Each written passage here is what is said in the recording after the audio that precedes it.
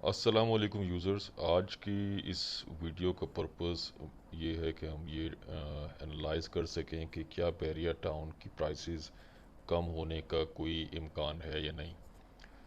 तो ज़रा सा बैकग्राउंड मैं आपको दे दूं कि बैरिया टाउन को शुरू हुए हुए तकरीबन कोई 5 साढ़े 5 साल हो गए। और इसके अगर हम डेवलपमेंट फेज़ का बाद जो पॉपुलेशन को रेजिडेंशियल पॉपुलेशन में कन्वर्ट करने का जो प्रोसेस है वो तकरीबन 2 साल डिले हुआ। पहला साल आपको पता है सबको कि वो सुप्रीम कोर्ट का एक केस था जिसमें बैरिया टाउन को जो भी पेनल्टी लगी, बट अब जो भी ऑन ग्राउंड है वो बैरिया टाउन की प्रॉपर्टी है। सो एक वो जो ट्रस्ट फैक्टर था पब्लिक का, वो बहुत ज़्यादा बिल्ट हो गया है। और अब कोई किसी किस्म की कोई तलवार बैरिया टाउन के ऊपर नहीं है। सो अब जो इसकी प्रॉपर्टी है वो ये है। दूसरा जो एक साल तो सुप्रीम कोर्ट केस में चला गया, और दूसरा आपको पता है कि लास्ट ईयर पूरा जो भी है वो कोविड की वजह से यहाँ पे लोगों का ज़ाहिर है निकलना इतना आसान नहीं था। तो लास्ट ईयर भी प्रॉपर्टी में कोई बहुत ज़्यादा इंक्रीज़ नज़र नहीं आया। लेकिन जनवरी में जैसे ही हालात बेहतर हुए तो आपने देखा कि तमाम प्रीसेंट्स में प्राइसेस बहुत तेज़ी से ऊपर जाना शुरू हो गई। इवन जो 17-18 किलोमीटर आगे की भी जो प्रॉपर्टीज़ हैं, जो प्रीसेंट्स हैं, उसमें भी प्राइसेस बहुत ज़्यादा इंक्रीज़ हो गई। सो एक तो ये कि ये दो फैक्टर थे।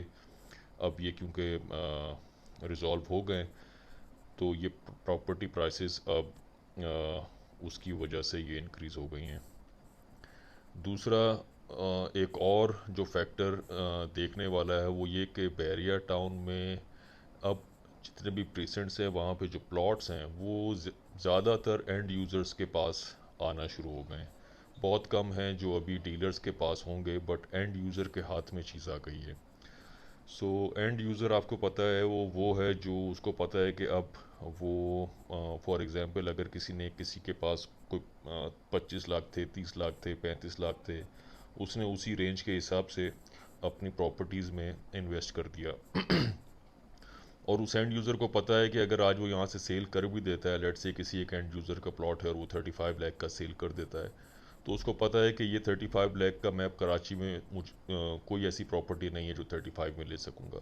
सो वो इसको होल्ड करेगा और फ्यूचर में वो इसको कन्वर्ट करेगा टू हिज और हर residential property. So end users के हाथ में तो प्राइसेस में करेक्शन अगर हम कहें तो शायद उन प्रॉपर्टीज़ में जो अभी इस टाइम पे तकरीबन पौने 2 करोड़ और उससे ऊपर की हैं, तो रमज़ान की वजह से शायद थोड़ी सी करेक्शन आए 2 3 4 5 लाख रुपए की। बट कोई मेजर चेंज आने का इम्कान नहीं है, बल्कि रमज़ान के बाद तो एक्सपेक्टेड है कि प्राइसेस बहुत ज़्यादा ऊपर जाएंगी बैरिया टाउन की। तो जो भी छोटे इन्वेस्टर हैं अगर वो ये सुन रहे हैं तो उनके लिए सजेशन है कि वो अगर इन्वेस्टमेंट करना चाह रहे हैं तो उनके पास आई थिंक ये आइडियल मौका है कि वो अपनी इन्वेस्टमेंट को प्रॉपर्टी रेजिडेंशियल एरिया में इन्वेस्टमेंट में कन्वर्ट कर सकें। और एक और जो फैक्टर जो बहुत तेज़ी से बैरियर टाउन में अभी नज़र आ रहा है कि जितने भी बड़े बिल्डर्स थे, कंस्ट्रक्टर्स थे, छोटे कंस्ट्रक्शन कंपनीज़ हैं जो बड़ी कंस्ट्रक्शन कंपनीज़ हैं वो अब बैरियर टाउन में आ गई हैं। और आप देख रहे होंगे कि तमाम प्रीसेंट्स में वो 125 हो, 250 यार्ड हो, कॉन्ट्रैक्टर्स, कंस्ट्रक्शन कंपनीज अब विला बना बना के उन्होंने सेल करना शुरू कर दिया है। क्योंकि वो एक रेजी अभी विला जो थे बैरिया टाउन में इतने ज़्यादा नहीं थे, इसीलिए उनकी प्राइसेस बहुत ऊपर चली गई हैं। बट अब फ्यूचर में जो प्लॉट्स हैं 250 125 यार्ड्स के जो प्लॉट हैं इन पे भी अब कंस्ट्रक्शन होगी, और यहाँ पे भी इनकी प्राइसेस अब ऊपर जाना शुरू होंगी। सो अगर ओवरऑल एनालिसिस करें तो बैरिया टाउन आई थिंक अब अल्हम्दुलिल्लाह उस स्टेज पे है कि अब यहाँ पे किसी किस्म का कोई चैलेंज नहीं है जिसकी वजह से हम ये कह सकें कि यहाँ पे कोई प्रॉपर्टी की प्राइसेस में रिड्यूस होंगी किसी भी वजह से।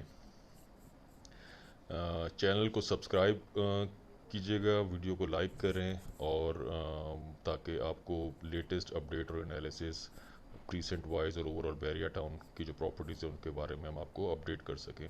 थैंक यू एंड अल्लाह हाफिज़।